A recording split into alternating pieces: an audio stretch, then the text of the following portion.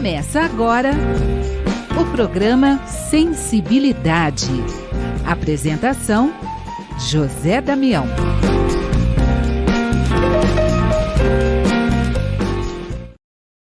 Alô, alô, alô, amigo ouvinte da Rede Boa Nova de Rádio, telespectador da TV Mundo Maior, você também que nos acompanha no YouTube, Tatiana Benites, gratidão, gratidão, gratidão. Estamos começando mais um programa Sensibilidade. No programa de hoje, nós vamos trazer o Fernando Luiz e o tema de hoje, a Bíblia segundo o Espiritismo, uma análise das traduções. Para a gente começar, para que você possa também conhecer, vamos já trazer o Fernando Luiz. Seja bem-vindo, Fernando Luiz, e conta para a gente um pouco. Fernando Luiz por Fernando Luiz. Conta um pouco para a gente de você.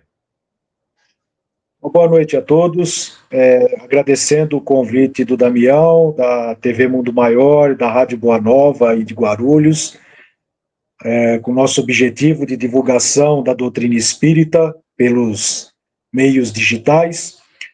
E basicamente, eu sou autodidata dentro dessa análise de estudos bíblicos das línguas originais, tanto do Antigo como do Novo Testamento, com o objetivo maior de demonstrar que a Bíblia ela não condena o espiritismo, mas, pelo contrário, ela corrobora muitos fenômenos.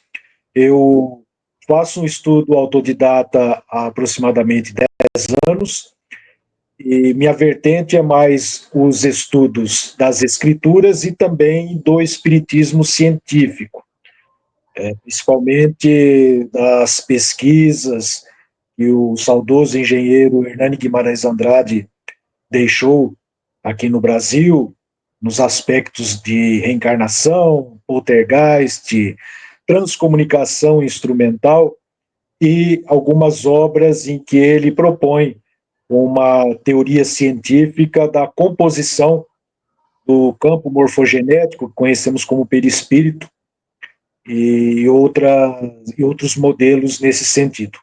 Mas hoje vai ser, conforme o título que o Damião colocou, a análise de algumas traduções da Bíblia que, infelizmente, sofreu deturpações ao longo do tempo, mas que, na verdade, corroboram o aspecto do espiritismo, dentro da base religiosa, filosófica e científica. Então, vamos lá. A partir de agora, Fernando Luiz, a Bíblia segundo o Espiritismo, análise das traduções. Fernando Luiz, é contigo.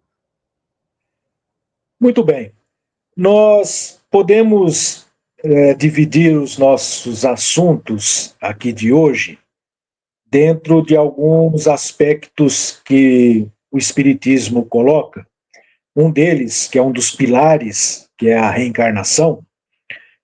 E muitas vezes certas pessoas acham que a Bíblia ela condena esse aspecto da reencarnação, que isso não existe, e que a comunicação com os espíritos também é proibida, e muitas coisas que denotam uma falta de estudo, porque dentro das Escrituras, tanto o Antigo como o Novo Testamento, nós não devemos apenas ler, mas devemos estudar e interpretar, dentro de um contexto também sociocultural.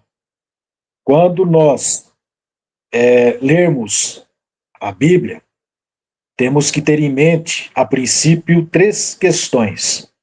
Quando ela foi escrita, para quem foi escrita e por que foi escrita. Não basta apenas ler os versículos, os capítulos, principalmente de modo literal, e achar que aquilo é uma verdade incontestável. Muitas pessoas colocam, por exemplo, que na Bíblia, como não se fala em dinossauros, então que os estudos arqueológicos que demonstram a existência são inverdades, falácias, são invenções do homem. porque não está na Bíblia, então não existe. Aí eu perguntaria: existem pinguins no planeta? Sim, existem, só que também não estão na Bíblia. E aí, onde está a verdade? A Bíblia ou a pesquisa científica? Então nós temos que, com essa pergunta, servir como modelo de reflexão para análise e, reitero, o estudo daquilo que nos é colocado, tendo em vista um conceito da época. Então, eu cito sempre esse exemplo para nós refletirmos. Então, quando se fala da inerrância da Bíblia, ou seja, que a Bíblia não contém erros, ela é totalmente inspirada por Deus desde Gênesis até o Apocalipse, os 73 livros que compõem a Bíblia. Quando eu falo 73 livros, porque a própria palavra Bíblia é do grego, que é o plural de biblo, que significa livro. Então a Bíblia é um conjunto de livros. Na Bíblia Católica nós temos 73 livros. Na Bíblia Protestante nós temos 66. Só por este motivo, por esta diferença, nós podemos pensar qual delas contém a verdade, algo completo. Porque se eu tenho diferenças nessa quantidade, o que será que acontece? Então temos que buscar no aspecto histórico. A Bíblia Católica ela tem 7 livros a mais, porque alguns deles, para a Igreja Católica, é considerado canônico, sagrado, inspirado por Deus. Mas para protestante, na época de Martinho Lutero, durante a Reforma, esses livros foram considerados não inspirados, ou na linguagem técnica, deuterocanônicos. Eu vou citar o exemplo, o livro de 1º e 2º Macabeus, que existe na Bíblia Católica e não existe na Bíblia Protestante. Por quê? Tem uma passagem em 2ª Macabeus que Judas Macabeus, ao passar em determinado local onde ele vê soldados romanos mortos em combate, ele se ajoelha e reza pela alma desses mortos. Daí que se surgiu a missa. 7º dia, 30º dia, missa de 1 ano. Já vi até missa de 100 anos em jornal. Né? Então, como o protestante ele não acredita ou não aceita a oração para os mortos, porque após a morte eles ficam num sono até que haja o julgamento, aquela história toda, então Macabeus não é considerado inspirado. Foi numa época, mas depois com a reforma acabou sendo excluído.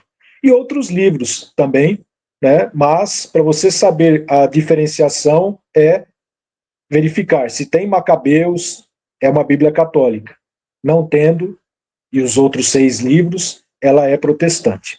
Então, eu remeto a São Jerônimo, que foi um tradutor da Bíblia hebraica e da Bíblia grega para o latim, que disse uma coisa muito interessante: a verdade não pode existir em coisas que divergem.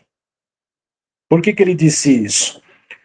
Foi no momento em que o Papa Damaso, no século IV depois de Cristo, na época que o bispado se tornaria papado, ele solicitou a São Jerônimo, Jerônimo, que depois virou santo, né, São Jerônimo, para que ele traduzisse a Bíblia hebraica e a Bíblia grega, chamada Septuaginta, juntasse toda e traduzisse para o latim, que era a língua oficial da época lá do Império Romano. Ele ficou muito preocupado com esta tarefa, porque ele disse assim: de uma velha obra quereis que eu faça uma obra nova. O que dirão aqueles que me virem fazendo isso, né? Em outras palavras, me considerarão um sacrílego. Mas 2 coisas me confortam. Primeiro, vós que está me ordenando fazer, eu vou fazer. Mas outra coisa, a verdade não pode existir em coisas que divergem. Insistiram tanto que depois ele teve uma frase até cômica: a lira para o asno canta, toca inutilmente. Ou seja, não adianta falar, tentar explicar, que seria um processo complicado de tradução, e mesmo assim ele fez o seu trabalho. Por que ele sentiu o peso muito dessa responsabilidade? Porque nas traduções, cada língua, além dos aspectos gramaticais, sintaxe, semânticos e etc., tem o aspecto cultural. Tem muitos conceitos dentro do hebraico que você traduzir para uma língua ocidental, como aconteceu com o grego, antes de São Jerônimo, já foi um grande problema. Perdeu-se muito do sentido. Só alguns exemplos. O hebraico é uma língua semítica, ela não tem vogal, ela tem 22 consoantes, não existe vogal, ela se escreve da direita para a esquerda, são caracteres que têm muita simbologia, e é uma língua complicada.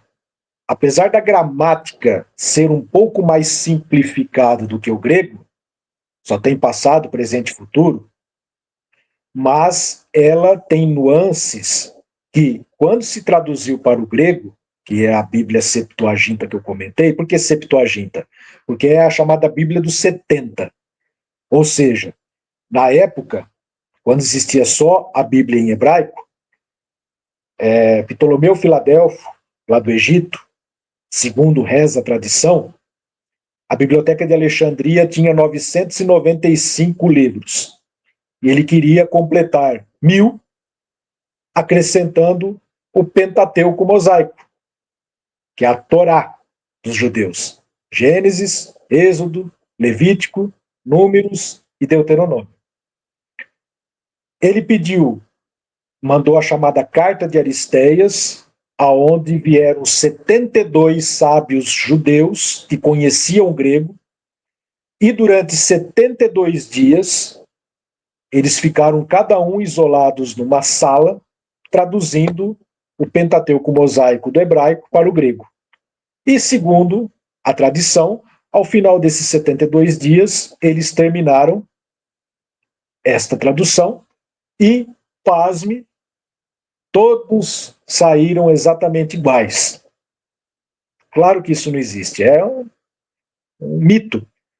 Na verdade, dizem que havia tanta diferença entre uma tradução e outra que acabaram jogando 71 fora e pegaram uma só e disseram: esta é a verdadeira. E aí criou-se a Septuaginta, que vem de 70, que eram os 72 sábios que traduziram para o grego. Eu tenho essa versão aqui, eu tenho a Bíblia hebraica, a Bíblia grega, e tem também a Bíblia latina, que é a Vulgata latina, traduzida por Jerônimo, quando ele junta o hebraico e o grego e transforma tudo em latim, já no século IV depois de Cristo, porque a Septuaginta foi traduzida mais ou menos entre o século III e IV antes de Cristo. Perde-se muita coisa. Eu sempre cito um exemplo assim. Se eu tenho um texto em que eu estou tratando de um aspecto folclórico, exemplo aqui no Brasil, mula sem cabeça, e eu levo lá no Oriente para um chinês, um tailandês traduzir, lá não existe este ente folclórico. Como que ele vai traduzir mula sem cabeça para uma língua oriental? Não existe. Então, o japonês vai querer colocar algo assim, por exemplo, Godzilla, que é vamos dizer assim, um ser mitológico que eles tratam dentro da sua cultura. Da mesma forma que Jesus, ou qualquer nome próprio, não pode ser traduzido. Nós traduzimos, a gente chama Jesus Cristo, mas do hebraico ele se chama Yeshua. Não existe J no hebraico.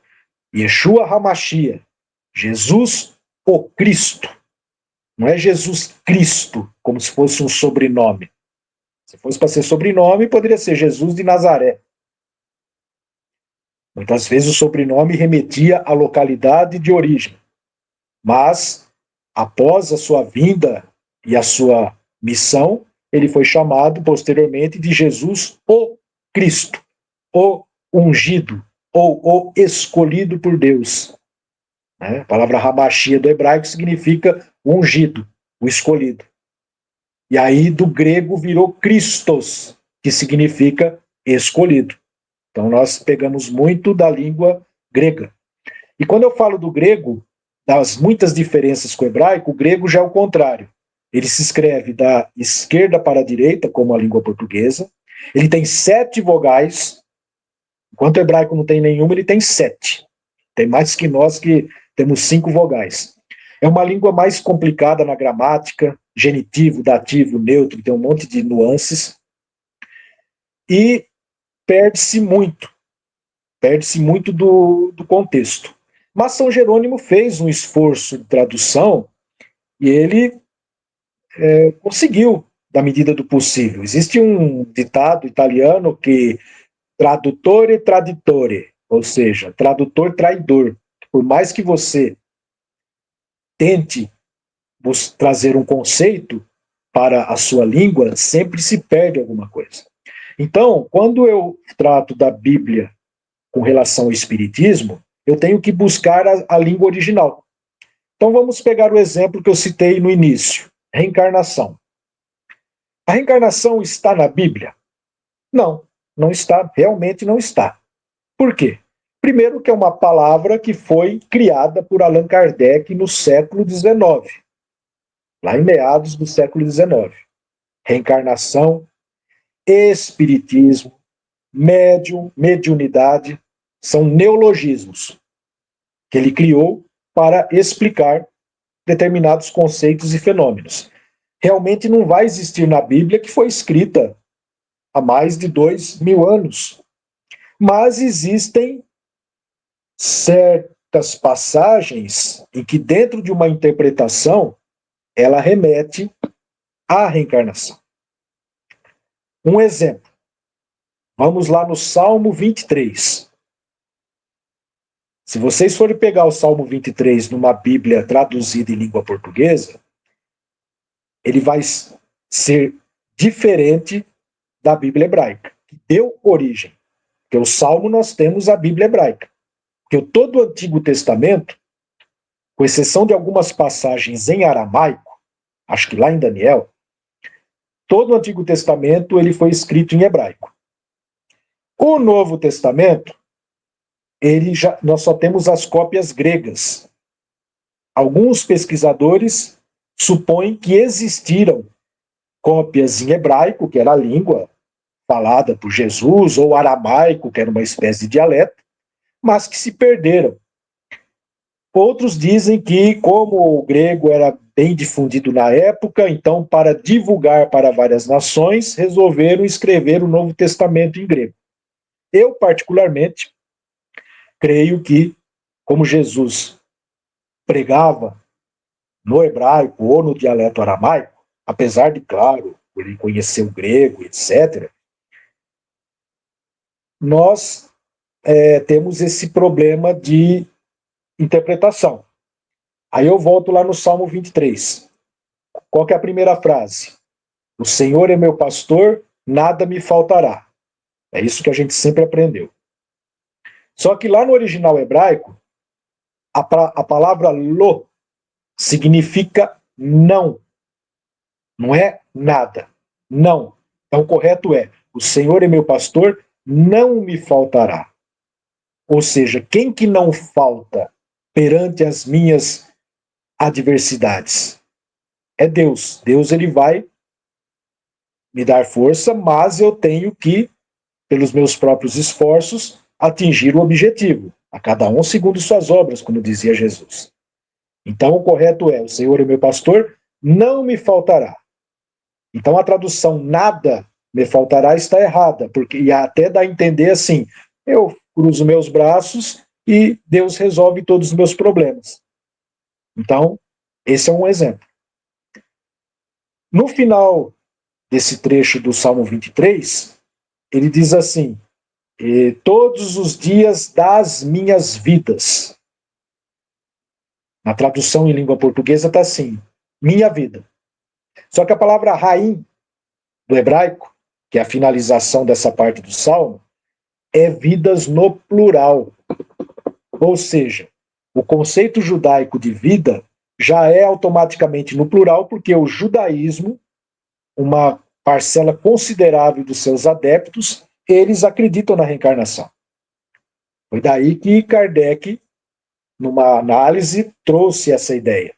Ele fala lá da confusão que existia entre reencarnação e ressurreição dentro dos judeus. Nas obras básicas nós temos essa informação. Mas no judaísmo existe um conceito chamado Gilgul Neshamot. Essa expressão significa rodas da alma. Ou seja, é a alma indo e voltando nas diversas encarnações. Não está na Bíblia, mas está, por exemplo, em algumas obras interpretativas, como o Talmud babilônico, o Talmud de Jerusalém, dentro desses sábios judeus, que eles explicam a Torá, que é a lei, a primeira revelação, né? Ou Antigo Testamento, como nós conhecemos. Porque no judaísmo, eles, além dos 10 mandamentos que Moisés trouxe no Monte Sinai, existem mais 603 mandamentos para serem cumpridos, totalizando 613. E como numa única existência é praticamente impossível cumprir esses 613 mandamentos, eles têm que retornar numa outra existência, né, as rodas da alma, Gilgul Neshamot, até que se cumpra esses 613 mandamentos. Cumprindo-se, segundo o judaísmo, não haverá mais necessidade de reencarnar. Daí este exemplo. Mas nem todo judeu crê ou propaga a reencarnação. Os ramos mais ortodoxos, racídicos, como se diz, eles falam muito sobre reencarnação. Mas tem ramos que não acreditam. Existe até judaísmo messiânico, que é aqueles que seguem os preceitos de Moisés, mas acredita que Jesus é o Messias, como se fosse uma mistura de Antigo e Novo Testamento. O ramo mais, digamos, radical, ortodoxo, apesar deles propagarem a reencarnação, eles não acreditam que Jesus seja o Messias. Então eles só aceitam o Antigo Testamento, ou a primeira revelação. Então temos todas essas questões a ser consideradas. Outra passagem que fala-se de reencarnação, também lá no Salmo, acho que é o Salmo 19, que fala assim, que a lei do Senhor é perfeita, faz o espírito voltar. A palavra voltar lá no hebraico, nesse Salmo 19, é o verbo shuv, que significa voltar, retornar. Nas traduções em língua portuguesa da Bíblia, nós temos 23 Bíblias em língua portuguesa, cada uma com uma tradução diferente. Neste salmo especificamente, todas essas em língua portuguesa, não aparece a expressão faz o espírito voltar. Como que o espírito volta? Reencarnando. Esse é o conceito. Só que aí tem umas traduções que colocam, por exemplo, devolve a respiração, no lugar de faz o espírito voltar. Ou restaura a alma, em outra tradução. Cada uma de um jeito diferente. Totalmente diferente. Devolve a respiração, parece uma coisa, como disse Severino Celestino, de pneumologista, né? Respiração, porque pegaram a palavra espírito, que no hebraico é ruach, né? Que também pode ser traduzido como sopro, vento, e aí mistura, aí a pessoa que quer traduzir aquilo, se ele não acredita na reencarnação, ele vai dar um jeito, ele deturpa aquilo conforme suas conveniências e coloca uma palavra que não tem nada a ver para nós acharmos que não se está tratando de reencarnação. Mas nesse caso, infelizmente, eu tenho que dizer, infelizmente, entre aspas, né, para aqueles que não acreditam ou que querem deturpar, que é um crime muito grave, que o conceito reencarnatório está explícito lá em Salmos, tanto no 23 como no 19. Mas eu tenho que acessar o original, lá no hebraico. Tem que estudar, aquilo que eu falei no início, temos que estudar a Bíblia, não apenas ler. Existem níveis de interpretação. Gênesis, por exemplo, todo Gênesis, que é o primeiro livro que Moisés trouxe, segundo a tradição, ele não pode ser jamais interpretado literalmente. É um grande desserviço que fazemos às massas, porque tem muitos códigos, tem muitas nuances que precisa de uma análise mais aprofundada. Pegar o exemplo do primeiro versículo. Nós aprendemos o quê? Que no princípio Deus criou os céus e a terra. Né? Só que o que acontece? A palavra céus, ela foi traduzida de uma forma diferente do sentido original, porque a palavra Hashamai, lá na Bíblia hebraica, que colocaram o céu como tradução, na verdade é local onde contém água. É o céu superior, ou seja, da onde a água vem. Então é água, alguns colocam assim, céus superiores. Então as águas superiores. E aí colocaram como se fosse um céu espiritual. Então o correto seria, no princípio, quando Deus criava as águas e a terra. Porque aí você explica no versículo seguinte o porquê que o Espírito de Deus pairava sobre as águas. Da onde veio essas águas? Desse primeiro versículo, onde foi colocado o céu no lugar de água.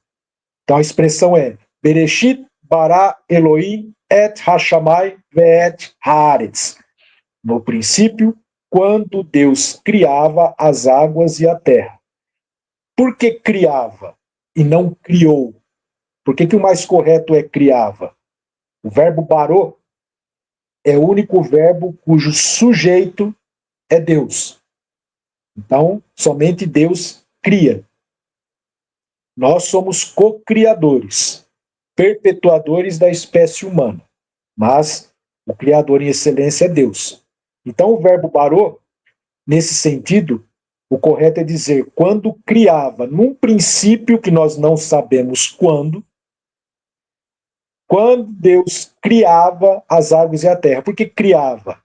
Porque é um tempo indeterminado e que Deus até hoje continua criando. Se eu disser que Deus criou, então entende-se que ele criou, acabou, ficou sentado. Descansou no sétimo dia, né? Outro equívoco que se coloca e dá a impressão que não fez mais nada. Em contradição com o que Jesus dizia. Eu e meu pai trabalhamos até agora. Então jamais Jesus poderia contradizer e não dá para imaginar Deus um segundo sequer numa ociosidade contemplativa, o que seja. Então, por quê?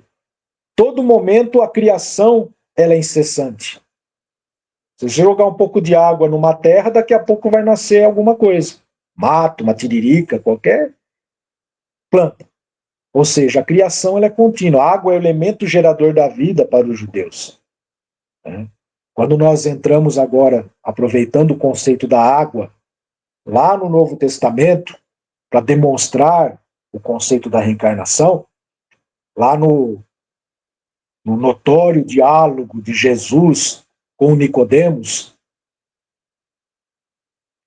João capítulo 3, em que ele diz: em verdade digo que é necessário nascer de novo para vermos o reino de Deus. Algumas traduções colocam nascer do alto, para não falar em reencarnação. Só que a palavra grega anoten, lá do Novo Testamento grego, ela pode significar tanto do alto como de novo. Só que quando Nicodemos responde: como pode um homem velho voltar ao ventre de sua mãe? Quer dizer, ele entendeu claramente que Jesus quis nascer de novo, ou seja, um corpo de carne. Aí Jesus disse: verdade te digo que aquele que não nascer de água e de espírito não pode ver o reino de Deus. Olha só a diferença, nascer de água e de espírito. Não é da água e do espírito. Ah, mas por causa de um artigo definido, você está fazendo questão? Tem diferença.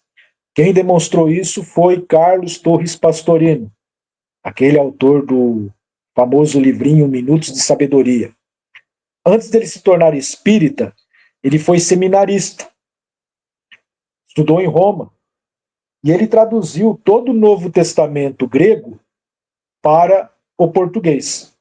Nós podemos verificar isso numa grandiosa obra chamada Sabedoria do Evangelho, publicada em meados da década de 60, e que é disponível para baixarmos o arquivo em PDF na internet. São 8 volumes, que era editado pela revista Sabedoria.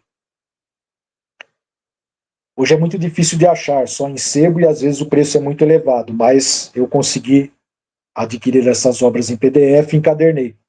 E ele fala desta passagem que quando ele traduziu, pegando esse exemplo de Nicodemos, de água e de espírito, ele não encontrou artigo definido antes da palavra água e espírito. Quais são os artigos definidos? O, a, os, as. Então, como no grego não existe o artigo indefinido, que é um, uma, uns, umas, então, na lógica da gramática, você coloca o indefinido na língua portuguesa. Então fica o quê? De água e de espírito, ou seja, do elemento água, que era o elemento gerador da vida, está lá em Gênesis, conforme foi citado, a água que compõe 70% do nosso organismo, 70% do planeta Terra, a água que existe no líquido amniótico, que é responsável pela manutenção do embrião e do feto até o nascimento.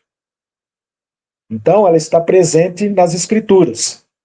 Então, de água é diferente de falar da água, porque muitas pessoas colocam, renasceu da água do batismo, como muitos interpretam.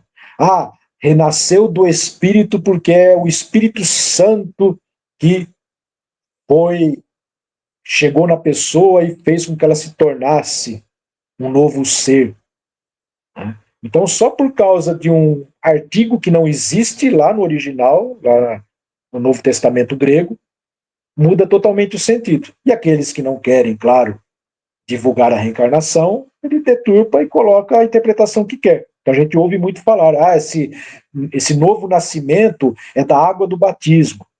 E olha que o batismo, o próprio João dizia, eu vos batizo com água, que era um símbolo, apenas para uma lavagem exterior, né, de purificação, mas ele mesmo disse, porém virá alguém maior do que eu, que vos batizará com fogo, com o Espírito Santo. Aí gerou toda aquela coisa de batismo, batizar em nome do Pai, do Filho e do Espírito Santo, que foi criada essa questão da Trindade, que é um outro assunto, que não existe dentro do judaísmo. Isso foi uma criação da Igreja Católica, depois foi um acréscimo colocado nesses concílios que houve, o concílio de Nicéia, por exemplo, se não me engano, lá no ano 325 depois de Cristo, em que tem uma passagem que coloca, e de pregar em todas as nações, batizando em nome do Pai, do Filho e do Espírito Santo. Só que as cópias mais antigas dessa passagem só aparece assim, e de pregai para todas as nações. Então há uma forte suspeita que essa questão de batizar em nome do Pai, do Filho e do Espírito Santo nesta passagem foi acrescentada depois. A Bíblia tem muitos acréscimos. interpolações, extrações de passagens para adaptar a conceitos daqueles que queriam divulgar aquilo que se fosse verdade. Porque dentro do judaísmo, se Moisés trouxe a ideia do Deus único, como que pode existir uma trindade? Essa questão da trindade, ela vem da onde? De doutrinas politeístas. Lá na Índia tem Brahma, Vishnu, Shiva. Trindade. Pai, mãe e filho. No Egito tem Osíris, Ísis e Horus. Pai, mãe e filho. Na Babilônia tinha Trindade. Na Síria. Muitas civilizações. Perde-se tempos imemoriais. Aí a Igreja Católica, para fazer uma adaptação daquele povo que estava muito acostumado ao politeísmo, ela cria esse conceito, isso eu estou falando de um modo bem simplificado, né? E coloca lá Pai, Filho e Espírito Santo. Cadê a mãe? A mulher era considerada um ser inferior na época. Então coloca Deus Pai, Jesus Filho, e cria o Espírito Santo, que dá uma problemática aí que as pessoas parece que vai tentar perguntar para algum pastor, para um padre, o que é, e fica aquela coisa mística, sem sentido. Até porque a expressão Espírito Santo, Ruach Kodesh, no hebraico, que pode ser traduzido como sopro sagrado, o próprio Torres Pastorino, quando vê algumas passagens que aparece Espírito Santo, Santo Espírito, Espírito bom, ou somente Espírito, não tem uma unidade, também não tem aquele artigo definido que eu falei no início. Então, se aparecer a expressão Santo Espírito, Espírito Santo, é sempre falar um Espírito Santo. Ou seja, dentro da doutrina espírita, numa lógica racional de bom senso, eu posso considerar existem vários Espíritos Santos. São espíritos iluminados, são espíritos superiores, que estão constantemente ajudando a humanidade de alguma forma, auxiliando na sua evolução. Mas jamais pode ser considerado como uma personificação, algo único. Então tem toda a diferença. É o que acontece com o conceito de Adão e Eva. Voltando lá em Gênesis. Adão não é o nome de um homem, é o representante de uma espécie humana. Vamos dizer assim, entre aspas, da raça caucasiana, branca. Porque a palavra Adão vem do hebraico Adamá, que significa o terroso, aquele que veio da terra. Naquela alegoria de que o homem veio do barro. Porque a terra com a água gera a vida. Dentro do que eles entendiam, claro que hoje a ciência, dentro da bioquímica, das leis da genética e da evolução, é totalmente diferente. Mas o que eles tinham de entendimento naquela época era assim. Então Adão é o representante masculino. A polaridade masculina. A palavra Eva também não é o nome de uma mulher. Eva vem de Hava, em hebraico, que significa aquela que dá a vida. É o sexo feminino. Essa é a representação. Então não são nomes próprios. São representantes, digamos assim, de uma raça, não é bem raça, porque raça é raça humana. Tudo é igual. O que difere é a morfologia, o fenótipo, né, as características exteriores. Mas sabemos que antes da criação de Adão, que é mais ou menos 4.000 a.C., segundo o judaísmo, muito antes disso, a paleontologia, a arqueologia comprova a existência de outras civilizações. O berço da civilização é na África. Os Homo sapiens, homem de Cro-Magnon, Neandertal, Australopithecus, procônsul dos primeiros primatas, centenas de milhares de anos, milhões de anos antes. Então já existia. Então, Adão, vamos dizer assim, conforme está lá colocado, né, no Livro dos Espíritos, é o representante da chamada raça adâmica, raça caucasiana, vamos colocar que é o primeiro representante, mas não é jamais um ser que foi o primeiro, junto com Eva, que foi criado e que procriou a ponto de chegarmos nesses 8 bilhões de pessoas que temos hoje. Até porque na própria passagem lá em Gênesis fala assim, que depois do fratricídio, né, Caim, quando mata Abel, ele sai para uma cidade chamada Nod, encontra uma mulher, a desposa e tem uma grande descendência. De onde veio essa mulher? Sendo que era só Caim e Abel e o terceiro irmão que era Sete. Então, nós temos que ter uma análise mais aprofundada dessas escrituras. Aquilo que eu falei, Gênesis é um exemplo clássico que jamais pode ser interpretado. Vou citar um outro exemplo também. Na alegoria da serpente que tenta Eva no paraíso e a convence a comer a maçã, que era a árvore do conhecimento, e a partir daquilo virou toda essa problemática que temos hoje.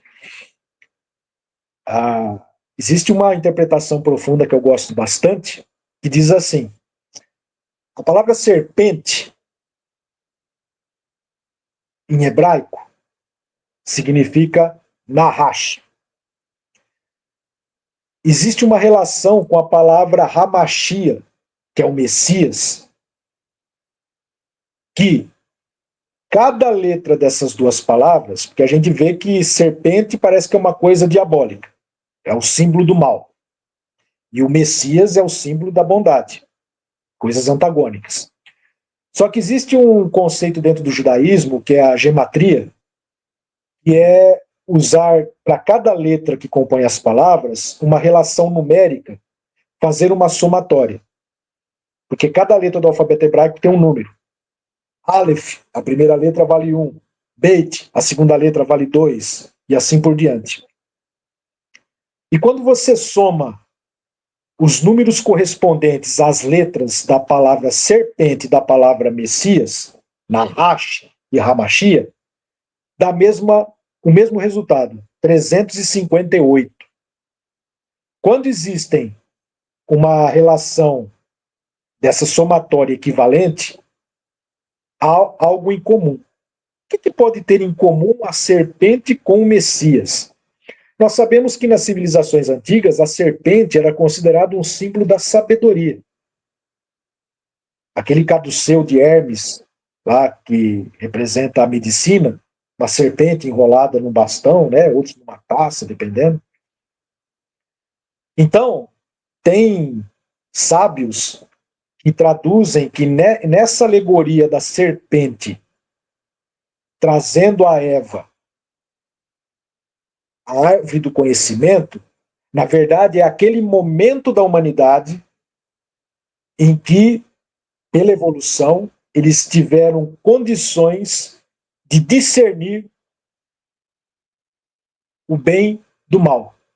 É aquele momento em que há uma consciência e essa serpente, essa sabedoria, não sabemos por que eles colocaram a serpente como símbolo da sabedoria, isso se perde na história, mas o que nós temos de conhecimento é isso. Então a serpente seria, na verdade, uma representação simbólica do próprio Messias que já estava junto da humanidade, ajudando esse discernimento do bem e do mal, da árvore do conhecimento. Então é muito profundo. Só estou colocando isso de uma forma mais assim superficial, até pelo tempo que nós temos aqui, mas quem tiver curiosidade, interesse nesses estudos, existem muitas obras, né, que tratam disso, e até eu recomendo aqui a obra de Severino Celestino da Silva, analisando as traduções bíblicas, uma obra fantástica. E eu queria aqui finalizar com relação a que as religiões dizem que a igreja proíbe a comunicação com os mortos. Eu recomendo este livro aqui, o Manuscrito do Purgatório, que é uma obra editada pela editora Imaculada, traduzida pelo Monsenhor Ascânio Brandão, no ano de 1953, em que uma freira, vou sintetizar isso aqui, é um livro bem pequeno e dá para achar em PDF gratuitamente, Manuscrito do Purgatório. Ele coloca que no século XIX, acho que entre 1874 a 1890, uma freira de um determinado convento da França, ela teve visões de uma colega que era freira, tinha falecido, e que veio trazer informações do purgatório para ela. Né? E esse monsenhor aqui, apesar de ele ter uma certa restrição quanto a essas comunicações, ele coloca na introdução, aqui no prefácio, que era uma obra verdadeira e que tinha como objetivo de mostrar os resultados das nossas ações do lado de lá.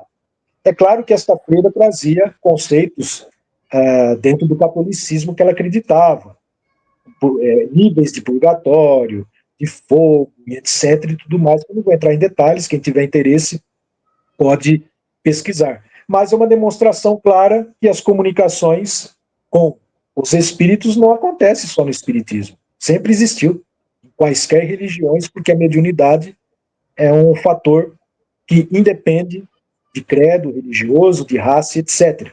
Uma faculdade orgânica que todos nós temos em maior ou menor grau. Então era isso que nós tínhamos para comentar hoje, e eu agradeço.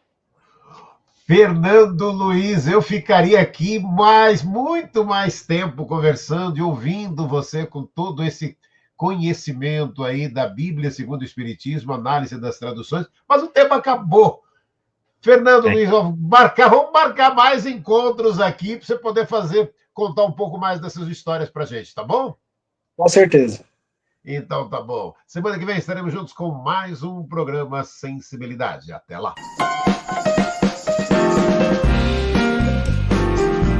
Você ouviu o programa Sensibilidade.